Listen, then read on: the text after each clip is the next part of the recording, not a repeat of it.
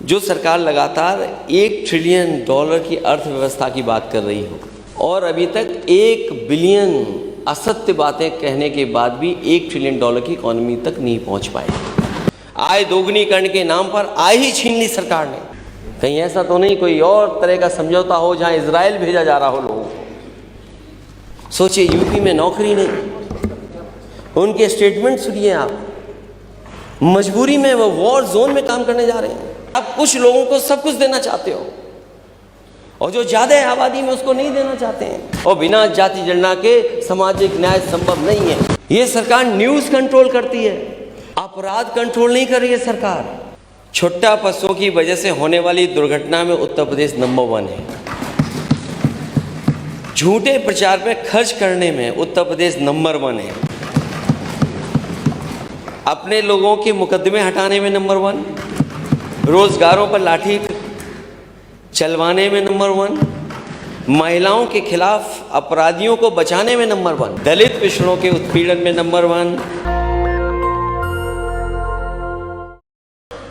एक सरकारी डॉक्यूमेंट है और कॉन्स्टिट्यूशनल बाउंडेशन है कि जो सरकार लिख करके देगी वही उन्हें पढ़ना पड़ेगा। जो सरकार लगातार $1 ट्रिलियन की अर्थव्यवस्था की बात कर रही हो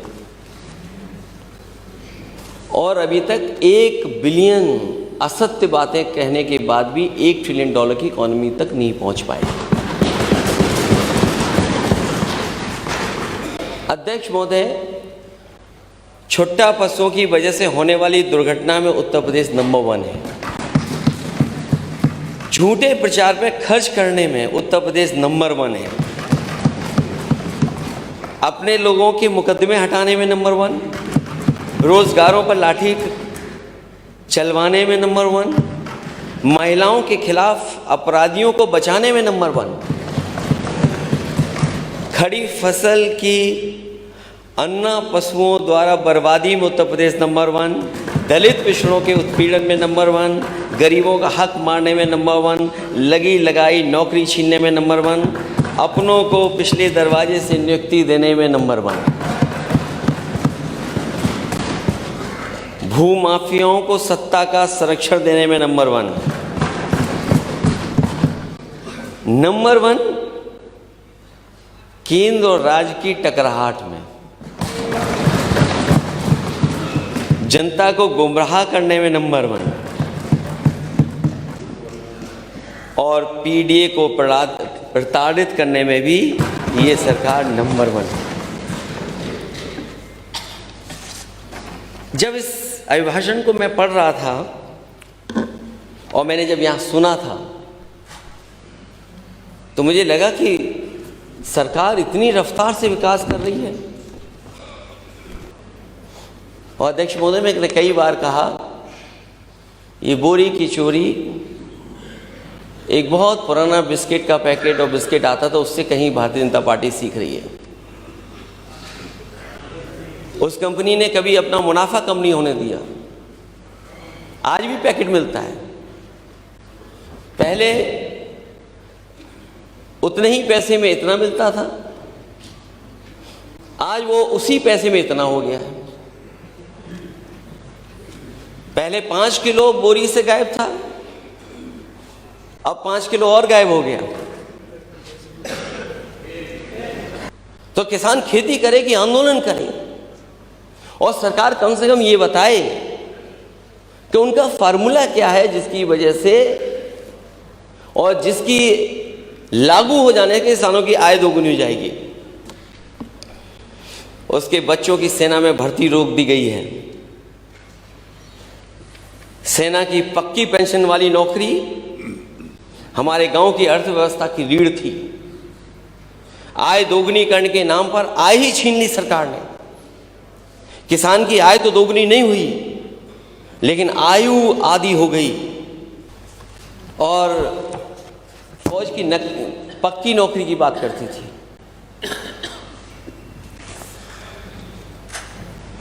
अग्निवीर जैसी व्यवस्था लागू करने का काम किया।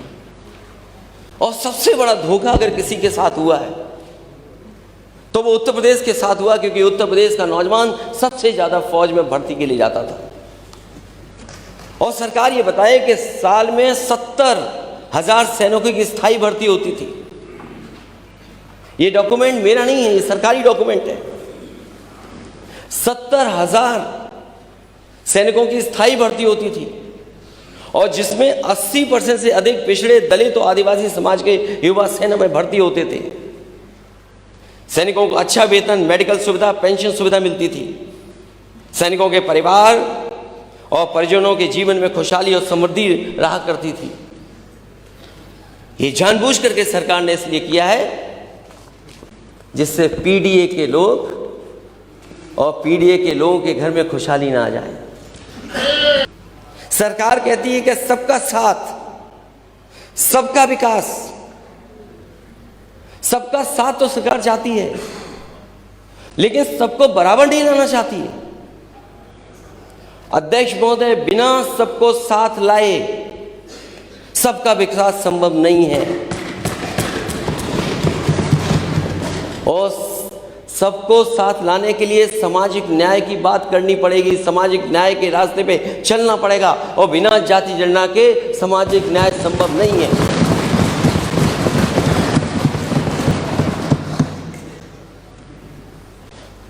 अगर सबका साथ है तो पीडीए के साथ भेदभाव क्यों है? 1 करोड़ लोगों से ज़्यादा लोगों को रोजगार मिलेगा। रोजगार की बात इसलिए हो रही है क्योंकि नौकरी देने में बाबा साहब भीमराव अम्बेडकर जी का दिया हुआ संविधान का पालन करना पड़ेगा, उनके हक की बात होगी। इसलिए सरकार रोजगार की बात कर रही है, नौकरी की बात नहीं कर रही है। और 40 लाख करोड़ रुपए के निवेश में 1 करोड़ 10 लाख लोगों को रोजगार मिलेगा। अध्यक्ष मोदी, सरकार बताए कि सच्चाई में कितना निवेश आया है, और उस निवेश से कितनों को रोजगार मिला है, कितनों को नौकरी मिली है, ये सरकार बताए। क्योंकि सरकार कह रही है कि 40 लाख करोड़ आने के बाद 1 करोड़ 10 लाख लोगों को रोजगार मिलेगा। तो आखिर सरकार बताए कितनों को रोजगार मिला है। मुझे उम्मीद है कि आपके जो नई पॉलिसी बनाई है आपने सेमीकंडक्टर की, उससे दुनिया की सबसे बड़ी कंपनी किसी और प्रदेश में नहीं जाएगी, उत्तर प्रदेश में ही आएगी। क्योंकि उत्तर प्रदेश में आने का मतलब है हमारे तमाम उत्तर प्रदेश के नौजवान जो पढ़े लिखे हैं, जो अच्छी डिग्री हासिल है, जिनके हाथ में अच्छी डिग्री है, उन्हें नौकरी करने कहीं और नहीं जाना पड़ेगा, रोजगार के लिए कहीं और नहीं जाना पड़ेगा। वो अपने घर परिवार के बीच में रह करके नौकरी और रोजगार कर पाएंगे। कहीं ऐसा तो नहीं कोई और तरह का समझौता हो जहां इजराइल भेजा जा रहा हो लोगों को। सोचिए, यूपी में नौकरी नहीं, उनके स्टेटमेंट सुनिए आप, मजबूरी में वो वॉर जोन में काम करने जा रहे हैं, और आप कहते 40 लाख करोड़, जाने कितने करोड़ को रोजगार दे देंगे। जननायक चंद्रशेखर यूनिवर्सिटी भर्ती में पीडीए 0,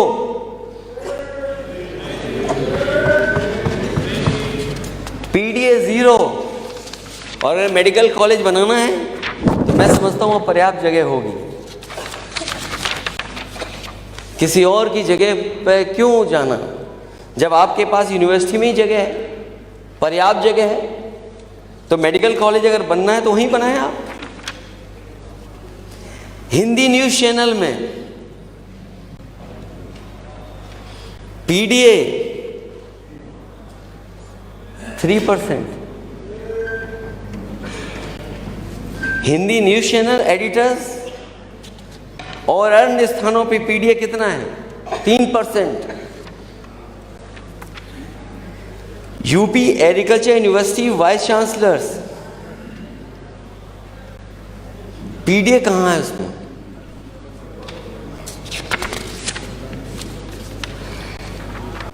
जो लोग थोड़ा बहुत मुस्कुरा देते हैं पीडीए को लेकर के, इसीलिए यही हमारा झगड़ा है कि आप कुछ लोगों को सब कुछ देना चाहते हो और जो ज्यादा आबादी में उसको नहीं देना चाहते हैं।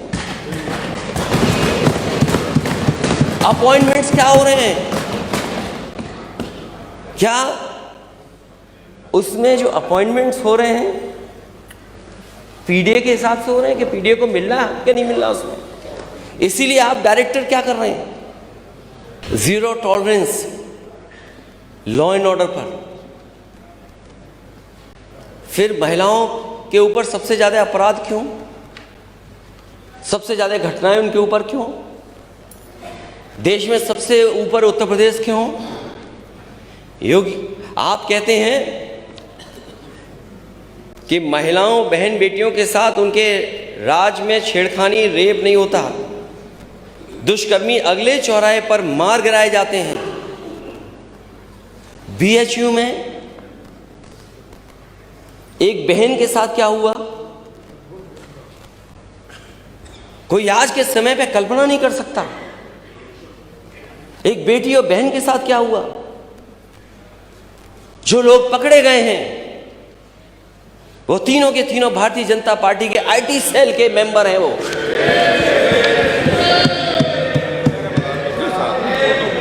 और अध्यक्ष महोदय,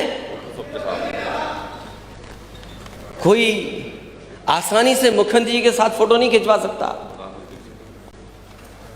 तीनों की फोटो हमारे नेता सदन के साथ है। प्रशासन सरकार को पता था, लेकिन क्या किया सरकार ने? घटनाएं कितनी गिनाई जा सकती हैं। ये सरकार न्यूज कंट्रोल कर रही है, ये सरकार न्यूज कंट्रोल करती है, अपराध कंट्रोल नहीं कर रही है सरकार। और इसी का परिणाम है कि लॉ एंड ऑर्डर, लॉ अलग चल रहा है, ऑर्डर अलग चल रहा है। अब तो लोग घबराते हैं कि 100 नंबर अगर मिलाएं, 112 मिला दिया तो वो वसूलने आ जाएंगे। अब मदद नहीं हो रही है, उससे पैसा वसूला जा रहा है। और सुनने में तो यहां तक आ रहा है कि जो फोन कर करके रिस्पॉन्स सिस्टम पे अपनी शिकायत करता है उससे भी पैसा वसूल ले रही है पुलिस, और उसको पकड़ करके थाने में बैठा दे रहे हैं। ये कहां का जीरो टॉलरेंस है आपका? अध्यक्ष महोदय, सरकार का सबसे प्रिय जानवर वो जान ले रहा है, न जाने कितने लोगों की जान ले ली उसने। और अब तो जंगली जानवर, शेर, हाथी, टाइगर, ये लोगों को मार रहे हैं। गुलदार। आगे सरकार कर क्या रही है? ये सरकार महंगाई को रोकने के लिए क्या कर रही है? सरकार किसान की आय दोगुनी होनी, नौजवानों को नौकरी रोजगार मिला नहीं, आखिरकार महंगाई के लिए क्या कर रही है सरकार? सरकार उसको नियंत्रित करने का कोई प्रयास कर रही है कि नहीं कर रही है? और जो उत्तर प्रदेश है, जिसकी $1 ट्रिलियन इकोनॉमी का आप सपना दिखा रहे हैं, उसकी प्रति व्यक्ति आय क्या है? आपकी सरकार में प्रति व्यक्ति आय बढ़ी है कि घटी है? और अगर हम 2017 की तुलना करें, जो हमारे केवल खाने पीने के सामान हैं, चावल का दाम कितने % बढ़ गया? ये सरकार बताए 17 से और अभी तक के लिए। गेहूं का दाम किसान को मिले तो ठीक है, लेकिन मुनाफा कोई और ले तो उसमें दाम कितना बढ़ा है? अरहर की दाल, क्या कीमत कम हुई है 2017 से कि बढ़ गई है? सरसों का तेल, और मैं ब्रांडेड की बात नहीं कर रहा हूं। अगर आप ब्रांडेड में की ही बात कर लें तो बताओ 2017 में क्या कीमत थी, आज क्या कीमत है? प्याज का दाम, दूध का दाम, और हर सब्जी, छोट सब्जियां आप उठा लो, लहसुन से लेकर के कोई किसी का दाम ये सरकार बताए ये तो सब्जियां और अनाज और सब चीज़ें हो गई। ये सरकार बताए जो नमक का कसम दिला रही थी कि 2017 में नमक की कीमत क्या थी और आज दाम क्या है, ये सरकार बताएगी। स्वास्थ्य सेवाएं तो चौपट हैं ही, किसान की आय दोगुनी हुई नहीं, शिक्षा का स्तर गिरा है, इन्वेस्टमेंट मीट का सपना दिखाया, बड़ा दिखाया, ऊर्जा के क्षेत्र में जो काम होना चाहिए था जिस स्तर पर वो नहीं हुआ। तो जो ये सरकार $1 ट्रिलियन इकोनॉमी का सपना दिखा रही है, बिना पीडीए के हक और सम्मान के ये सपना पूरा नहीं हो सकता। इन्हीं शब्दों के साथ अध्यक्ष महोदय, मैं अपने सभी माननीय सदस्यों का, जो विपक्ष के सदस्यों का धन्यवाद देता हूँ और मुझे उम्मीद है कि इनमें उनके भी सुझावों को शामिल कर लिया जाएगा। बहुत बहुत धन्यवाद। नेशनल दस्तक की आपसे गुजारिश है कि अगर इसको बचाना चाहते हैं तो नेशनल दस्तक को सब्सक्राइब करने के लिए रेड कलर के सब्सक्राइब बटन को दबाएं, फिर बेल आइकन की घंटी दबाएं। नेशनल दस्तक को बचाने के लिए बहुत जरूरी है कि हर खबर को शेयर करें, लाइक करें, कमेंट जरूर करें।